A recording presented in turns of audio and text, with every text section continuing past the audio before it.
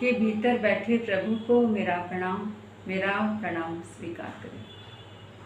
आज हम बात करेंगे बिहेवियर के विषय में, नेचर के विषय में, व्यवहार के विषय में कि हमारा बिहेवियर, हमारा व्यवहार क्यों अच्छा होना चाहिए। एक छोटी सी बात बताऊं।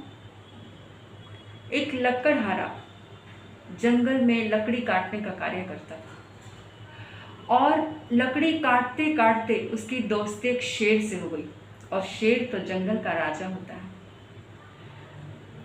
उसकी सब जानवर हेल्प करने लगे उस लकड़हारे की, और ऐसे करते करते बहुत समय बीत गया। उसकी पत्नी लकड़हारे से मिलने के लिए आई, तो लकड़हारे ने कहा कि मेरे दोस्त यहाँ पर रहते हैं, उनके लिए कुछ अच्छा से प्रिपेयर करना, और उनके दोस्तों को बुलाया गया। और जैसे उस पत्नी को पता चला कि शेर मेरे पति का दोस्त है, उसने कहा ये जानवर, ये जंगली जानवर तुम्हारे दोस्त हैं, कभी भी तुम्हें खा सकते हैं। और जैसे ही शेर ने ये बात सुनी, बड़ा गुस्सा आया और बड़ा दुख हुआ, और ऐसे सुनकर के वो शेर भाग गया। लकड़हारे को पता चल गया कि शेर को मेरी बात, मेरे दोस्त को मेरी पत्नी की बात बुरी लगी, और जल्दी से उस शेर के पास गया।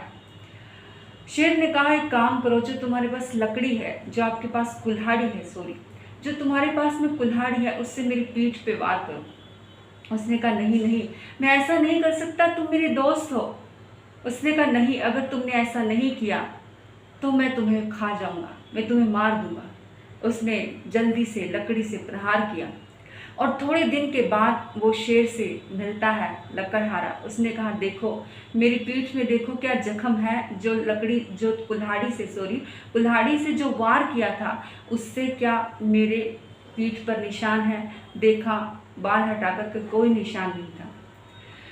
तो उसने कहा कि जो तुमने मुझे मारा था कुल्हाड़ी से, उसका मेरे ऊपर कोई निशान नहीं है। कहा जाता है कि शरीर की जो चोट होती है, उसका दर्द, उसका दुख खत्म हो जाता है, लेकिन तुम्हारी पत्नी ने जो मुझे कड़वे शब्द बोले, कड़वे तीखे जहरीले शब्द बोले, उससे आज तक मैं उस चीज़ को भूल नहीं पाया, उस दुख को मैं आज तक भूल नहीं पाया।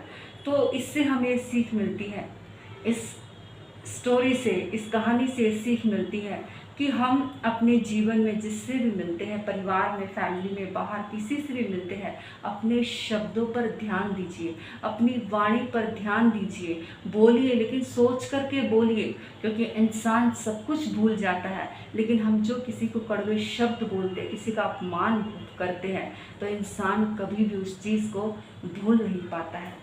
तो बहुत सारे लोग कहते हैं कि साफ बोलना लेकिन सुखी रहना, लेकिन नहीं, हम तो बोल देते हैं, लेकिन सामने वाला इंसान उसको किस कदर, कितनी गहराई में लेकर के जाता है, कितना हर्ट हो जाता है, वो हम अंदाज़ा भी नहीं लगा सकते। इसलिए अपने शब्दों पर ध्यान दीजिए और सोच करके बोलिए। 100 बार सोचिए फिर बोलिए, तो आपका कल्याण होगा। आपके भीतर बैठे प्रभु को प्रणाम करती हूँ, मेरा प्रणाम स्वीकार करें।